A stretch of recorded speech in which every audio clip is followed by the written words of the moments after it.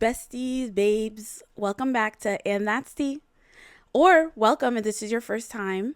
I'm Rach, and today's topic is how to stop being the therapist friend.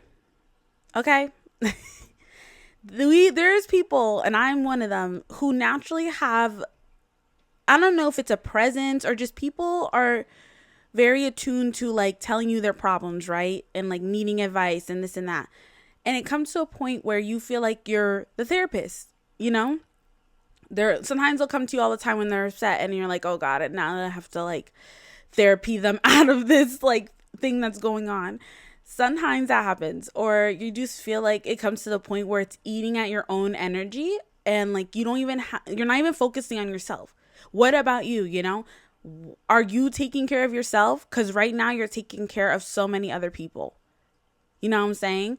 And so being the therapist friend is not a way of life. If you're an empath, it's very hard to break this cycle because obviously like you want the best for people. You want people to be happy. You want to heal them. You want to help, you know, if you're a healer. But that comes with boundaries that I think we need to know that we need to incorporate, you know? So I feel like ways I kind of stopped like being the therapist friend is kind of not taking like control of the situation to see if I could fix it. Sometimes I won't even offer advice unless I'm asked like maybe directly, or I'm more just like listening. And I don't give as much advice anymore. I just listen. And I feel like that already was a big step to help, you know, when you just listen and just like, but don't let it like take over your energy and be a good listener to your friend. Like, that's great. But I feel like not taking the initiative to try to fix the situation for them or feel like you have to do something to help them. That is like the biggest like habit you have to break, right? Trying to fix the situation. So I feel like that is definitely one of the number one things I had to stop doing. And I also, like, for me, I'm a very blunt, honest person, right? Me being a Scorpio. And I literally had to tell, like, people, do you want my advice right now or do you want me to listen? And also, this just made me think, right?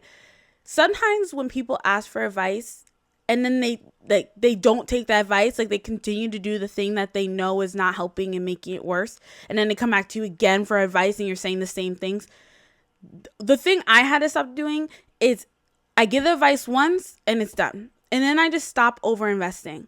Stop over trying to be like helping them, you know, giving them more advice. Especially the next time they come back to you and like are talking about the same issue. I don't do all that anymore, you know?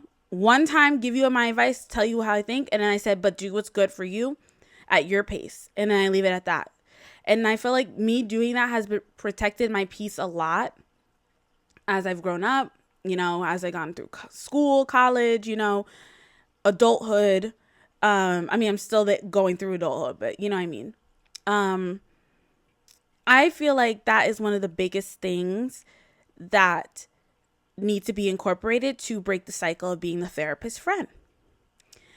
And then there's times that sometimes it's not even a friend. Sometimes it's a boy, right? A man that we are like interested in, but they have so many issues going on.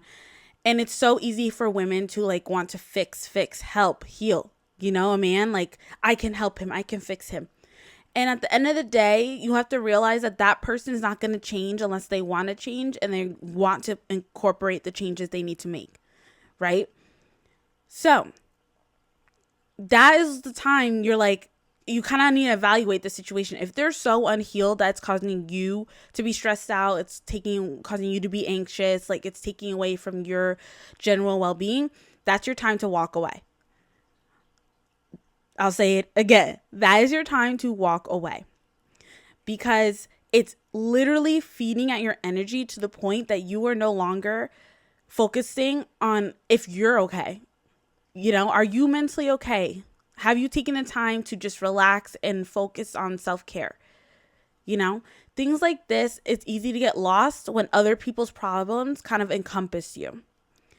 And there's a time I was friends with someone and I felt like their life was so messy. And sometimes they would come to me for advice, but it was more like I was just there as a supporting thing. Sometimes it's not even your words. You're just there, right? For the person. But their life is so messy that it's like taking a toll on your life.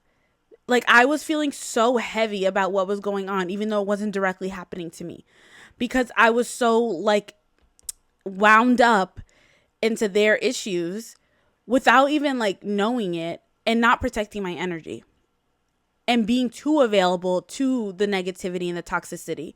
That's why they say sometimes you need to distance yourself from people that are more toxic or are more negative, you know, because it really does eat away at your general well-being. And over time, you might reach a breaking point where you're like, I can't do this anymore. And, you know, we all get there, right? We all get to that point where we're just like, I can't continue to stay in a cycle with this person because it's like too much for me. I'm becoming depressed. I'm becoming more anxious. Whatever it is the case may be, it's not positive. It's negative. So when we have these friendships, you know, it's okay also. Like, I feel like I think at one point in a friendship, I literally said, like, this is the advice I'm giving you. I tell the advice, right? And I'm like, but this is the only time. Like, I can't keep going over this topic with you and you're not making the changes. I'm like, you're coming to me crying, like you wonder why basically that man's doing the same thing because you're allowing it. He's already shown you who he is and you're still coming to me like, oh, why is this happening? You know why it's happening because you're allowing it to happen. That person's not changing. You know, you are allowing this to enter your space, enter your energy, continue to take a toll on you and your well-being to the point where you're so anxious, you're going to other people like, help, help, help in a way, because it's come to a point where you don't even know what to do. But basically, with these friends, it's like expressing boundaries to like one, to keep your friendship healthier. Sometimes I don't have like married friends really, but I know that like if let's say things are going on in a marriage, sometimes it's best for a friend to stay back from that. You know, like not get too involved. Maybe not even give advice, because at the end of the day, that is a very tricky situation to get yourself put into, and you should protect your energy and just be like, you know, comforting them, but not necessarily trying to fix the situation.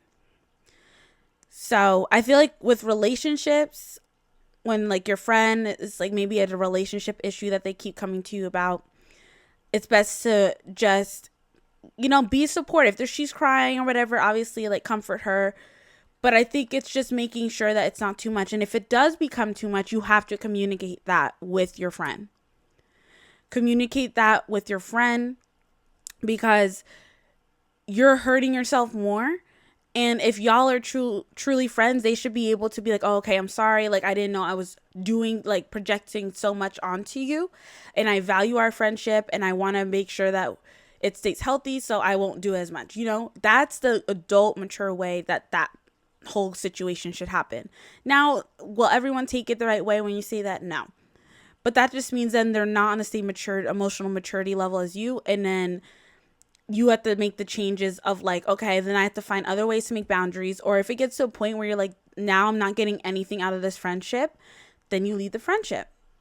Because I think sometimes when you become the therapist friend, you're the therapist to them. But when you have an issue, they're too wound up in their own ideas that they don't have time to talk to you about your issues, you know? Or they're not listening. Like, you start talking about you and all of a sudden they interrupt and they're like, oh, but this and that and this and that about me. That's the problem. You're the therapist friend, okay? You're the one that they want to hear from you, but they can't give to you what what you're giving to them, because they're so wound up in all their chaos that they project onto you. So I feel like I talked about this in another episode, But it's just like protecting your energy by not investing in people that don't invest in you in the same way. And when you're a therapist friend, I feel like you're the overgiver, you know? You're constantly giving.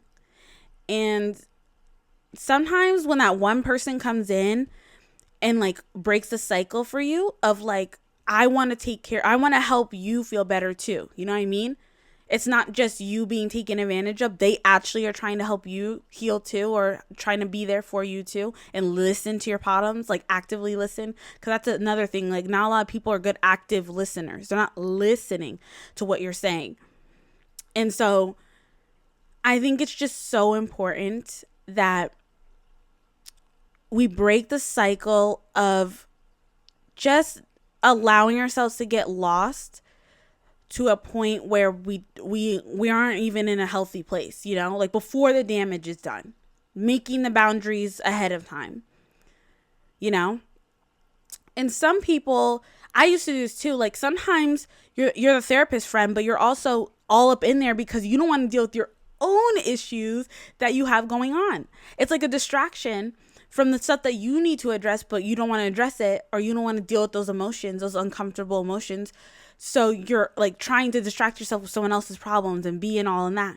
But then you're not realizing is that now you're really doing damage to yourself because you're not addressing what's hurting you. And then you're taking on someone else's hurt, and it's like a whole too much, right?